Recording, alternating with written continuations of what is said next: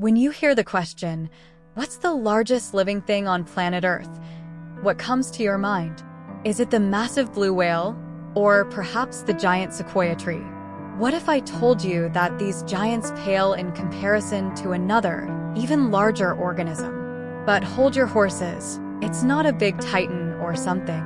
It's just a mushroom. Yeah, you heard that right, a mushroom.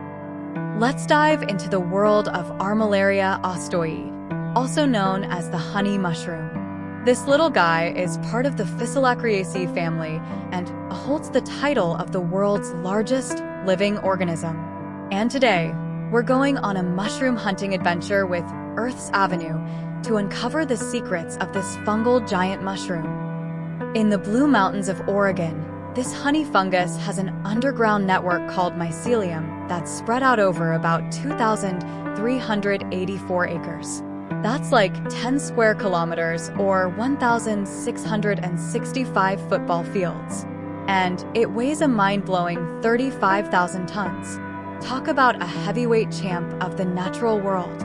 And based on its current growth rate, the fungus is estimated to be 2,400 years old, but could be as ancient as 8,650 years, which would earn it a place among the oldest living organisms as well. Now, this mushroom isn't just hanging out in one spot. It's all over the place in the temperate regions of the Northern Hemisphere.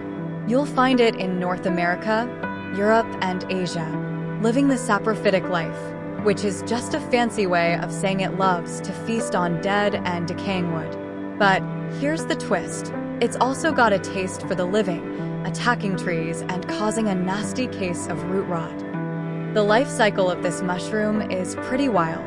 It starts with spores that grow into a mycelium network, spreading through wood and breaking it down. These guys are smart, forming rhizomorphs, dense mycelium bundles to spread and gather resources.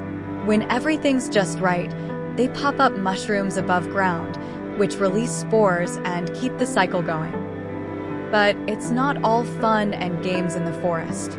While Armillaria ostoi helps recycle nutrients by breaking down dead wood, it's also a bit of a villain, causing diseases in trees.